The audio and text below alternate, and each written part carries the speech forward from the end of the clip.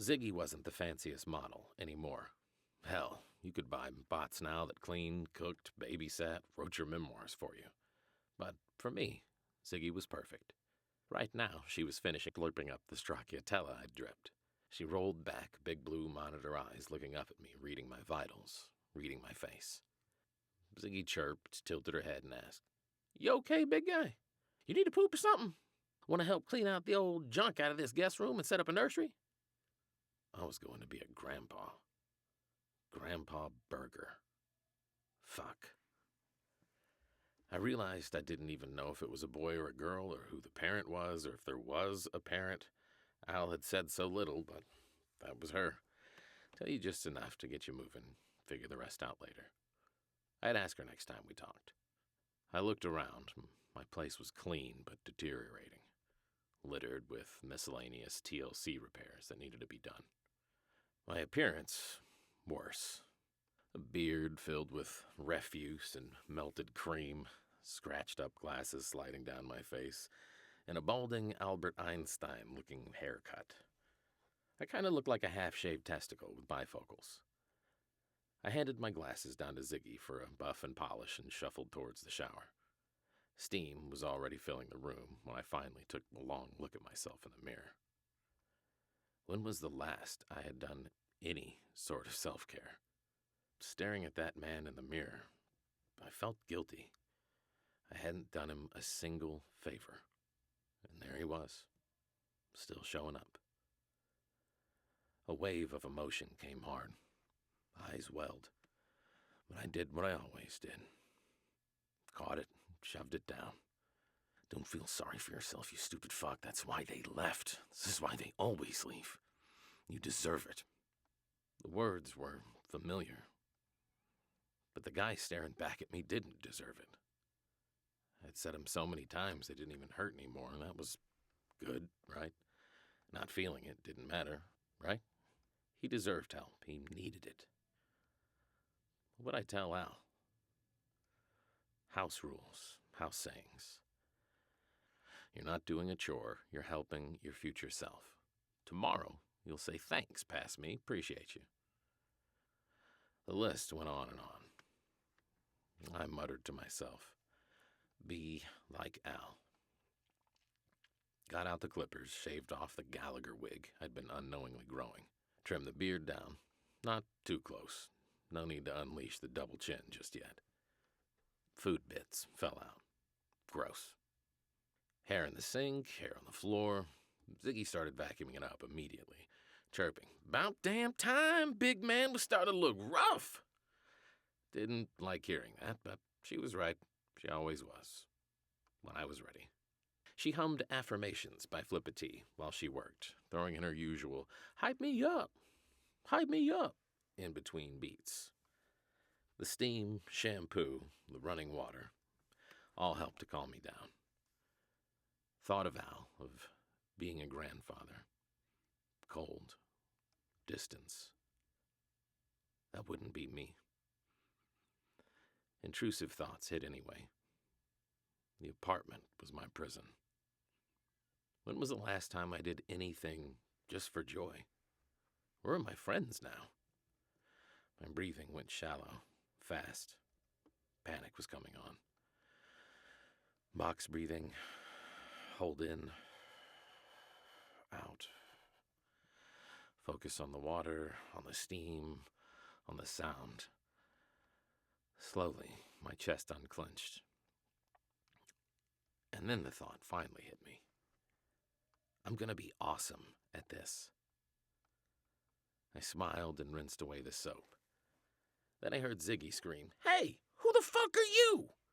I didn't have time to react before something grabbed me, shower curtain and all, and threw me through the window. 1 second, calm steam and eucalyptus. Next, glass exploding, humid night air, body twisting in a free fall, wrapped in my final shower curtain. Adrenaline spiked. Stick the landing, I thought. Just the wham! Crunch! Ugh, the street cracked beneath me. Spiderwebs of concrete jutting out. Pain lanced through my every nerve. My resilience kept me alive. Never kept me from feeling it, though. I screamed. Vision blurry without my glasses, soap stinging my eyes. Vinyl wrapped my limbs. I couldn't see, but I heard the voice. "You gonna fucking pay for what you guys did to Troy." That voice. Dumfrey. One of the Dum-Dum twins. Humpty Dumptys with gym memberships and broadcast contracts. Buff, gross, potato-shaped, with neckbeards and chains. Popular with dumbasses, all across the verse. Sometimes, if they were planning on having a lot of viewers, they would dress thematically for whoever they were about to jump. When they killed a maze woman, they had on high heels and wigs. When they ambushed Cactus Jack, they had on hats and boots. Right now, the potato head with action figure arms, blonde pubic neckbeards, wore stupid hats from teams they didn't watch, stupid gold chains, tattoos, and clothing they had culturally appropriated from somewhere else. These two large, dumpy shits couldn't find a single burger-themed accessory. It just seems disrespectful. Fuck, I thought. I quickly rolled to the side as the giant egg-shaped mutant flew from my bathroom window, his feet crushing the spiderweb pavement where I had just been. He created a much larger crater. Smash! Us, I said, wiping the rest of the soap from my face, and saw Dumfrey's twin brother, Deaver, in the middle of our street, holding Chris in the air by the throat. He was wearing the same outfit as his brother, just in complementary colors. What the fuck? That vid that kid made earlier must have gotten some traction and they knew where I was. Chris didn't even fucking do anything besides being robbed by a junkie, and these assholes don't even fucking know Troy. They were just using it as an excuse to initiate this fight. They always had some bullshit excuse. Chris still wouldn't have his hound available yet either. God damn it. Deaver could snap his neck without effort any second. Chris actually knew and liked these guys. Always bet on them to win. He was a follower. I told him they were assholes. I wonder what he thought about them now. I told y'all I didn't like to fight. Had to make exceptions plenty of times. This was about to be fucking one of them. My mind skipped back to a moment earlier when I was thinking about the different sayings and rules in our house. Another one just popped in my head. Don't start none. Won't be none. I paused for a moment to assess this situation. A gust of wind blew the shower curtain in the air behind me. I wouldn't notice it in the morning, but when the edits were released later, it would be hard to miss. Honestly, it looked pretty fucking cool. Silhouetted superhero pose with soapy drippy bubbles covering my bits just enough to keep it PG. My head and neck ripped through when Dumfrey tossed me out the window like a soapy bag of garbage.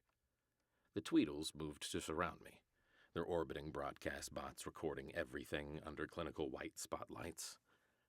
I thought of Al, of my soon-to-be-born grandchild. I could feel the breath coming out of my chest. It was hot, filled with rage. Great. I didn't risk giving them the chance to hurt Chris. I hurled the freshly sharpened shower rod through Deaver's big old midsection. He screamed out in pain and dropped Chris. Chris, get the fuck out of here! Chris dropped to his feet and was already hauling ass into a nearby alley.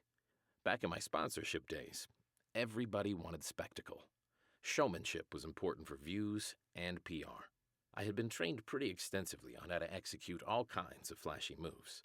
Most were useless flourishes and poses I hated, but they were effective at driving up numbers and therefore driving up credit flow.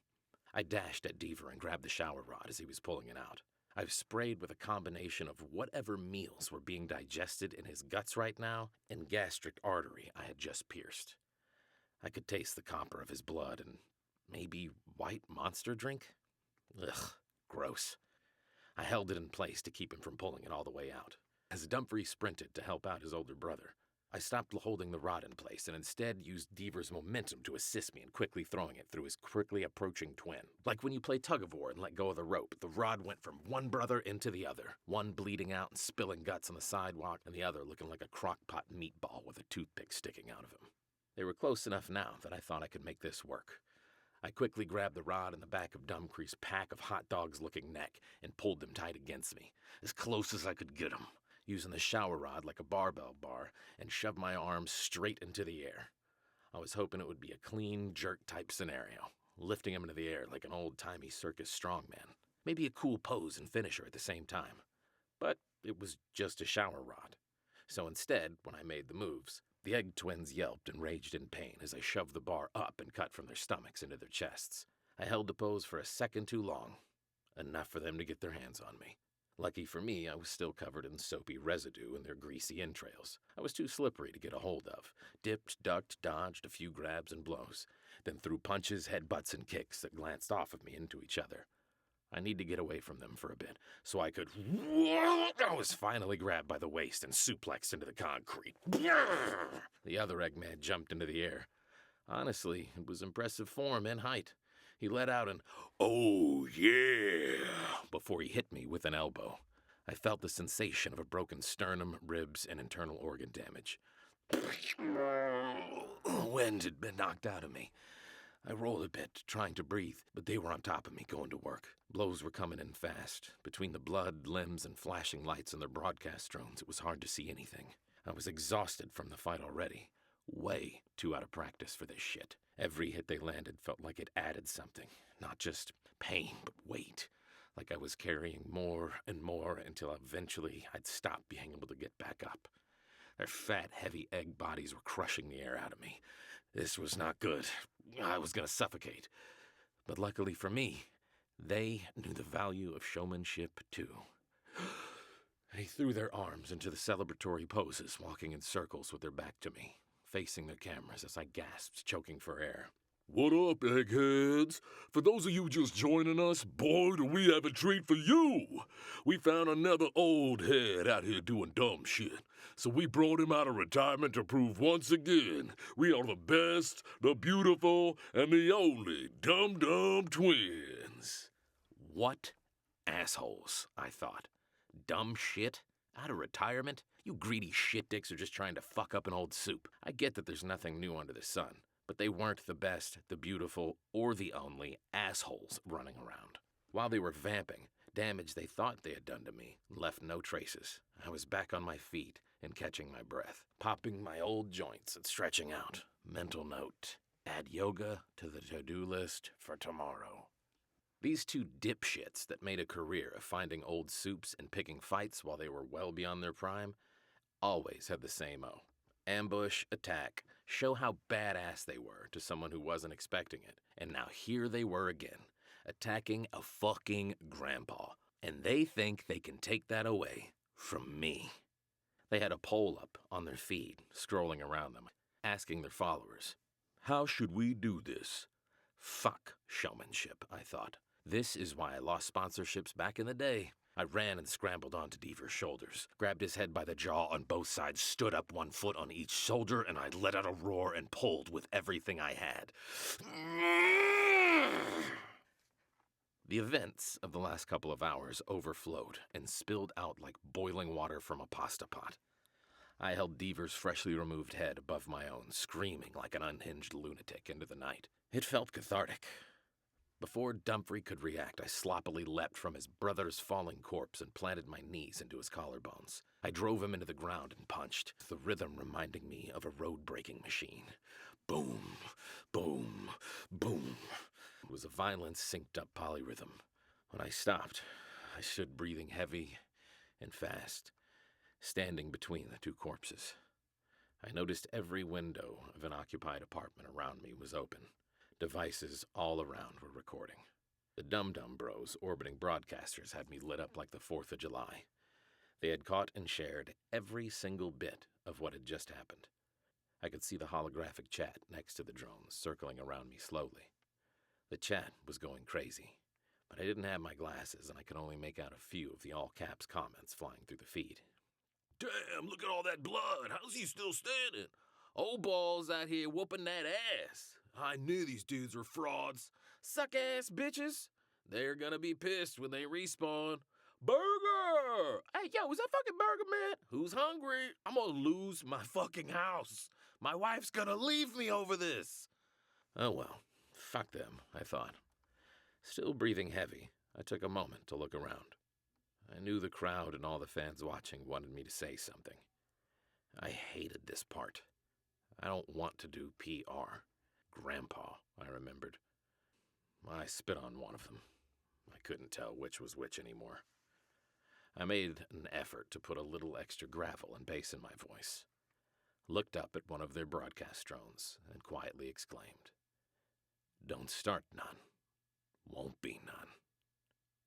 Odds are that they had resurrection insurance anyway. Their DNA memories to back up to the point were probably being reconstituted right now. No doubt fully funded by their idiot fans from across the verse. Whatever. I walked back inside my place to the sound of applause and shouts in the blocks, though I barely heard it. The sounds of the block were muted with a layer of buzz like tinnitus over them. Time to shower and go the fuck to sleep. When I got back inside the apartment, Ziggy had brewed me a tea and patched up the window. I realized I no longer had a shower curtain or rod, and I'm not taking a bath covered in this. I saw my reflection in the mirror. Good God. Not an hour ago, I was looking at a completely different person in that mirror. I annoyingly stared at my reflection, running through my options in my head as slop continued to slip off of me and onto the floor. "Come on, man, what the are you doing here? Go outside. Good God, dude. You think my only job is to clean up after your ass? I have other responsibilities." Ziggy continued to bleep at me. I looked down and had accidentally tracked remnants of Dumfrey and Deaver from the street all the way back up here. Sorry, Ziggs. My bad. I grabbed an old Burgerman hoodie from the hall tree and wrapped it around my waist and headed out the door.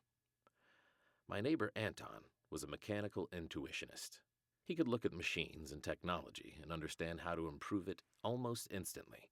Unfortunately, MIs often get into contracts early that sunset their earnings till later. That way, corpos could forcibly hold on to them for years before they received any of the dividends from their patents.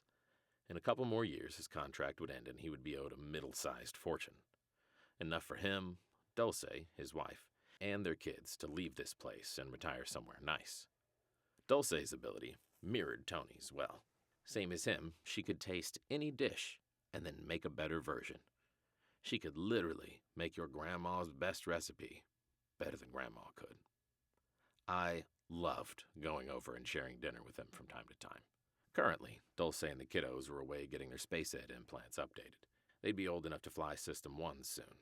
Sys-1s are little training vehicles really only large enough to sustain travel inside of a single system. I knocked on his door. Tony answered, wearing a no-ghost t-shirt, eating a slice of what looked like the best pizza I'd ever seen. His eyes widened and cheese pool frozen briefly in time. Tony paused. "Hey, man, my shower's broken. Can I borrow yours?" I asked. "Yeah? You okay?" "Yeah, just give me a couple minutes," I said as I tried to give him a tired smile. "Oh," he said. Tony must have been really in the zone or whatever he was working on. I'd be lying if I wasn't blown away by Tony's shower. I knew about his skills and saw tons of his inventions and improvements, but I never really thought about his day-to-day use of them. When I got into the round marble cylinder, a relaxing voice with a thick northern Mexican accent said, "Mood detected. Vitals detected. Cleanliness level detected. Initiating." It was Dulce's voice.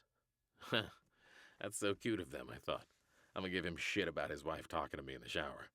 The shower walls appeared to turn translucent, and it looked like I was in the middle of a Pacific Coast forest, sounds and all. I knew it was an illusion he had pre-programmed, but it was hard to convince my brain of it. The shower changed its temperature and pressures automatically while it read my vitals. Robotic massaging tentacles came out of the floor and ceiling. The tentacles massaged and scrubbed me clean. It chose eucalyptus and mint for my scent. I hadn't been this relaxed in a bit. I had completely forgotten I just murdered 2 giant egg guys in self-defense. I had forgotten. It came back to me. Grandfather. Way too young to be a grandpa. I thought I was barely even 50, well, barely even 55. Where did those years go? I finished the shower and my hoodie lay clean and folded with some shorts, underwear, next to the shower. I dried and walked down, joining Tony in his living room. He was finishing something up from the inside of his VR room, and I could see the light and hear faint sounds from around his visor. I plopped down and took out a pizza box. Hell yeah. It was Dulce's. I watched a robotic bull gore a robotic ninja for a turnover and a loss of downs while I slurped down the whiskey and pizza. Anton finished his work for now and checked in. "You're everywhere right now, man," Tony said, referring to trending posts and edits he had just seen. "I just wanted to get caught up while you showered." Everywhere like, "Ha, that's funny," or everywhere like this is about to be viral in a bad way? "Most people would say viral in a good way," Tony quipped back. "But it's neither, man. It already is viral. Galactic." I closed my eyes and let out an exhale of frustration. Post-tumble, we learned there were levels of viral that things could get to. Galactic was near the top. I would be hounded daily now by people wanting to capitalize on the trend. Shit. I added that to the list for tomorrow on my holodeck. The deck bleeped at me as soon as I finished the entry. It was Chris. "Hey man, when I got to the corner, I made a bet on you to win. After seeing what you did this morning, I just felt it. Anyway, I've got a cut for you." Damn, Chris always showing up in the clutch. The combo of the Dum Dum Bros broadcasting their own demise and the post of me kicking Troy's ass an hour earlier, current edits were showing me saying, "Never lost it," and "Don't start none, won't be none." I had a mentor once. I could hear him. "When the universe brings you a wave, ride it." Fucking guy didn't even surf.